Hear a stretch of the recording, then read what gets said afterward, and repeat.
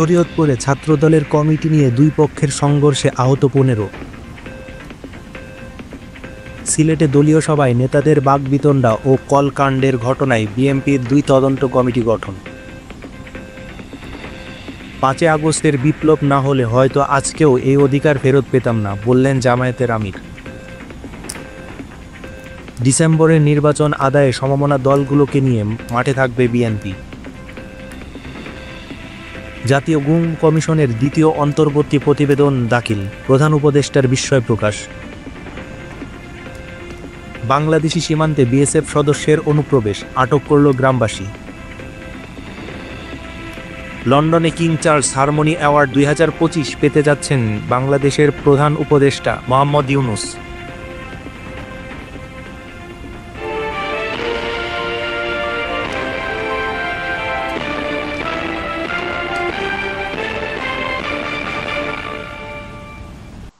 আজ মঙ্গলবার বিকেলে শরীয়তপুরে ছাত্রদলের দুই পক্ষের মধ্যে সংঘর্ষের ঘটনা ঘটেছে।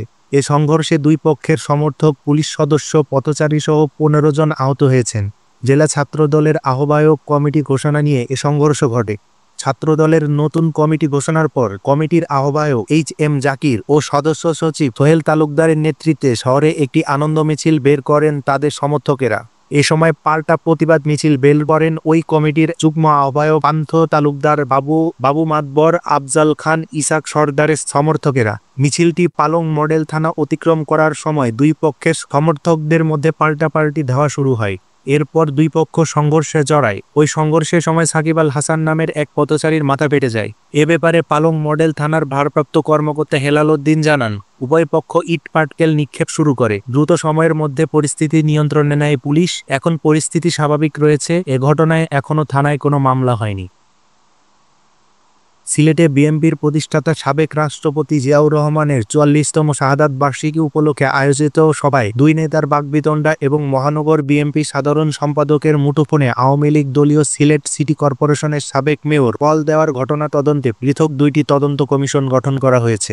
উল্লেখ্য, গত শুক্রবার জিয়াউর রহমানের শাহাদাত বার্ষিকী উপলক্ষে সিলেট মহানগর বিএনপি আলোচনা সভায় তৃণমূলের নেতাকর্মীদের সামনেই বাকবিতণ্ডায় জড়ান বিএনপির চেয়ারপারসনের উপদেষ্টা ও সিলেট সিটি কর্পোরেশন সাবেক মেয়র আরিফুল হক চৌধুরী এবং মহানগর বিএনপির ভারপ্রাপ্ত সভাপতি ও সিলেট সিটি কর্পোরেশনের সাবেক প্যানেল মেয়র রেজাউল হাসান কায়েস লোধি। এছাড়া গত 20 মে বিএনপি নেতার সঙ্গে ব্যবসায়ীদের এক মতবিনিময় সভা চলাকালে মহানগর বিএনপি সাধারণ সম্পাদক ইমদাদ হোসেন চৌধুরীর মুঠোফোনে আওয়ামী লীগ দলীয় সাবেক মেয়র আনোয়ারুজ্জামান চৌধুরীর কল এসেছে, এমন তথ্য সামাজিক যোগাযোগ মাধ্যমে ছড়িয়ে পড়ে। এ ঘটনায় দলের ভেতরে বাইরে ব্যাপক সমালোচনার জন্ম দেয়।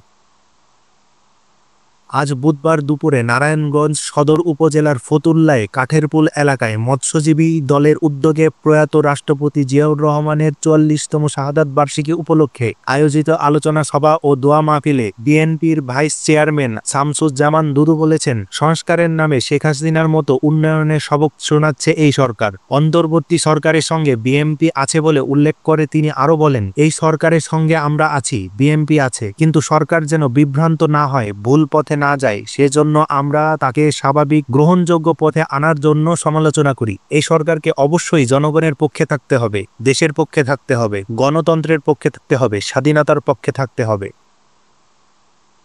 জামায়াতে ইসলামের নিবন্ধন ফিরে পাওয়ায় জুলাই আগস্ট বিপ্লবীদের প্রতি কৃতজ্ঞতা জানিয়েছেন দলটির আমির ডাক্তার শফিকুর রহমান। তিনি বলেছেন, 5 আগস্টের পরিবর্তন বা বিপ্লব না হলে হয়তোবা আজকেও আমরা আমাদের এ অধিকার ফিরে পেতাম না। আজ মঙ্গলবার সকালে রাজধানীর বনানীর একটি হোটেলে মিট দ্য প্রেস অনুষ্ঠানে একথা বলেন জামায়াতের আমির। দীর্ঘ বক্তব্যে শফিকুর রহমান জাতীয় নির্বাচনের আগে স্থানীয় সরকার নির্বাচন, দলীয় প্রতীক এবং দেশের বিচার ব্যবস্থা, প্রবাসীদের ভোটাধিকার প্রতিষ্ঠা, গণতন্ত্র ও তরুণদের জন্য কর্মসংস্থান সৃষ্টি সহ বিভিন্ন গুরুত্বপূর্ণ বিষয় নিয়েও কথা বলেন।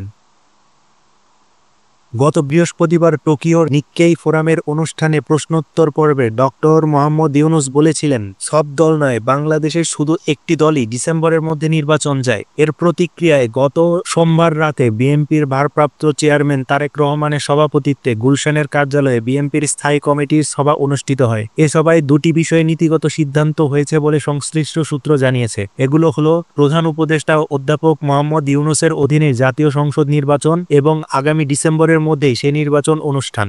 বিএনপির নীতি নির্ধারণী নেতারা মনে করেন অধ্যাপক মোহাম্মদ ইউনূসের সভাপতিত্বে সোমবার জাতীয় ঐকমত্য কমিশনের বৈঠকে অংশ নেওয়া বেশিরভাগ দল ডিসেম্বরের মধ্যে নির্বাচন চেয়ে তারা এই বক্তব্যকে নাকচ করে দিয়েছে। তবে একটি সূত্র নিশ্চিত করেছে বিএনপি আগামী ডিসেম্বরের মধ্যেই নির্বাচন আদায়ে সরকারের উপর চাপ তৈরির গণতান্ত্রিক প্রক্রিয়ায় সব ধরনের চেষ্টা চালিয়ে যাবে। নির্বাচনের সময় নিয়ে সরকারের সঙ্গে যতই মনোমালিন্য হোক, অধ্যাপক মোহাম্মদ ইউনূসের অধীনেই সেই নির্বাচন চায় বিএনপি।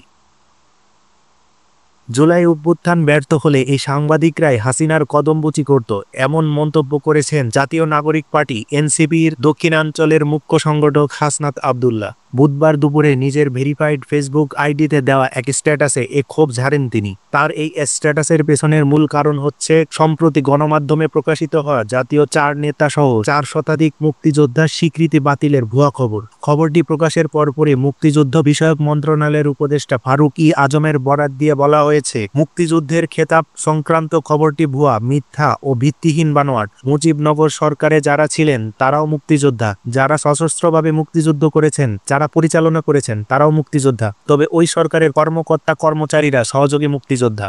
যারা এখন থেকে ভুল সংবাদ পরিবেশন করে মানুষকে বিভ্রান্ত করবে তাদের বিরুদ্ধে ব্যবস্থা নেবে সরকার।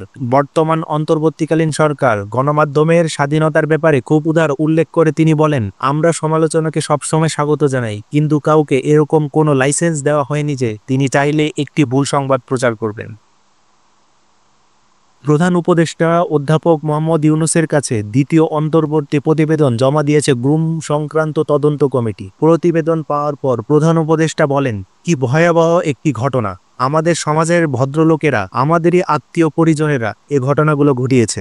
আজ বুধবার বেলা 11টায় রাষ্ট্রীয় অতিথি ভবন যমুনায় প্রধান উপদেষ্টার কাছে প্রতিবেদনটি জমা দেন কমিশন প্রধান বিচারপতি মঈনুল ইসলাম চৌধুরী। এদিকে প্রধান উপদেষ্টার প্রেস সচিব শফিকুল আলম বলেন, গুম করেছে যারা, তারা মেইন কালপ্রিট, মানে কিলার ফোর্স। এটা হচ্ছে র্যাবের ইন্টেলিজেন্স উইং, তারা এ কাজটায় সবচেয়ে বেশি ইনভলভ ছিল। তিনি আরও জানান, প্রতিবেদন পাওয়ার পর প্রধান উপদেষ্টা বলেন, প্রতিবেদনটি ওয়েবসাইট ও বই আকারে প্রকাশের ব্যবস্থা করতে হবে। এটি ঘিরে শুধু বাংলাদেশ নয়, বৈশ্বিকভাবেও আগ্রহ রয়েছে।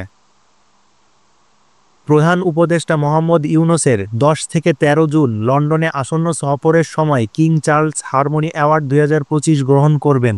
আজ প্রধান উপদেষ্টার প্রেস উইং কর্তৃক জারিকৃত এক প্রেস বিবৃতিতে এটি নিশ্চিত করা হয়েছে।